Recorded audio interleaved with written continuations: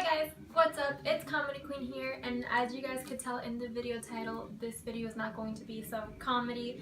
It's going to be story time about the time I was bullied in 8th grade. Further notice, if you are someone who was in my class in 8th grade, I am not doing this video to expose you guys. I will not mention your names. I will not mention my teacher, who was my teacher at the time, because that is not my business. That is your privacy, but I am telling my story, what happened in my life.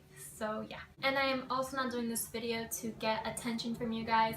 No, I am just doing this story because it's like my story and I want to share it with you guys, because there are other people in the world who do suffer bullying, sadly, and they just they feel like the world is over, like they feel like so useless and worthless and hopeless, that I just want to get the message out clearly, because there will be a message at the end of the video. So without further ado, let's get on with this video.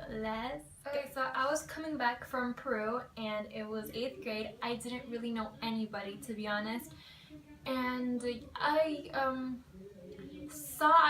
I saw everybody, I was like, oh my god, new people, fresh start. I was actually pretty excited. I did make some friends at the first couple of days, but as time moved on, the days moved on, there was just like a lack of I don't know, like a lack of, like, they didn't like me, automatically didn't like me.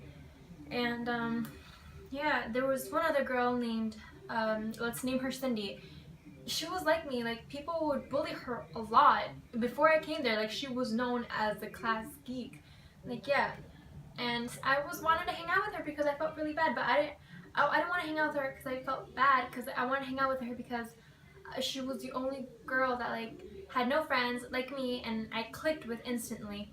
She was a nice person, she really was. As time moved on, since I was with her a lot, people made fun of me because it's like, oh, she's hanging out, the new girl's hanging out with Cindy, so now she's like cooties. It's like, you know, like stuff, like childish stuff.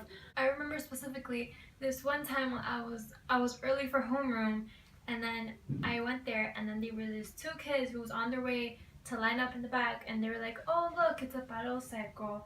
And then I just minded my own business. That did kind of hurt my feelings. I did me. I just looked straight forward and waited for my teacher to open the classroom, which I'll call my teacher Mr. S. And now I'll call my teacher Mr. S. When I went there was also this one guy. We'll call him Michael. There was this one guy who kept on throwing papers at me. He would rip out little pieces of paper, he would throw it at me, then he would rip out erasers and he would throw it at me in the back of my head. And I was just like, oh my god. If you guys are up to this point of the video and you guys think that, oh my god, wow, how did they do that, just wait till this part. The teacher, we'll call him Mr. S. The teacher didn't do anything, legitimately. He would just be like, okay, just ignore them. Even though he saw Cindy crying, he saw me crying, he would just be like, just ignore them.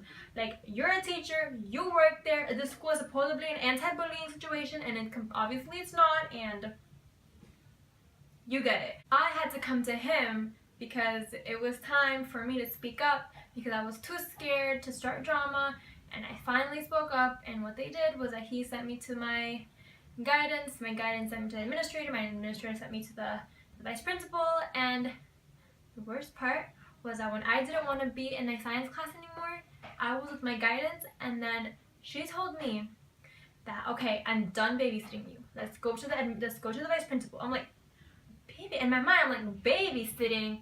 Like, you're not babysitting me, I just don't want to be in science class because of the bullying that was happening. It was just really sad how some people can actually bless you. It was just really sad how some people can put you down in a way where you just don't know what to do with yourself anymore, when you feel like the world is over, when you feel like your self-esteem is just shutting you down. I hated 8th grade, but the good news is that finally my vice principal sent me to my principal, and my principal finally, hallelujah, switched me classroom. I was not in that classroom anymore. I was a part of another homeroom, and I was so happy there. Thankfully, my best friend was in that classroom, and thankfully the whole classroom received me with big open arms, and I'm pretty sure they all knew why I left that school, and with even more reasons, they made me feel more at school. They made me feel more happier. Happy ending. Even though when my new classroom walked by with my old classroom, they would be like, ew, ew, Natalia, ew. It was just like, and I did kind of feel bad for Cindy because she was going to be left alone in that classroom. She would even tell me, oh, I miss you in that classroom, come back here, but yeah, that was really bad. And the bottom line of this whole entire story that I told, the message is, do not be afraid to speak up for other people, because it was so sad that all these other people, that all the people witnessing me and Cindy crying and just for being really upset, they just minded their own business, and it was pretty sad. Okay guys, that's technically it for my story time. If you guys enjoyed it, please leave a comment down below telling me if I should do more story times or if I should do more skits like I usually do in my previous videos. The subscribe button is down below and also will be right here. Click on my last video right over here. And also please don't forget to give it a big thumbs up, not just emotionally but also physically. And I love you so much. Bye!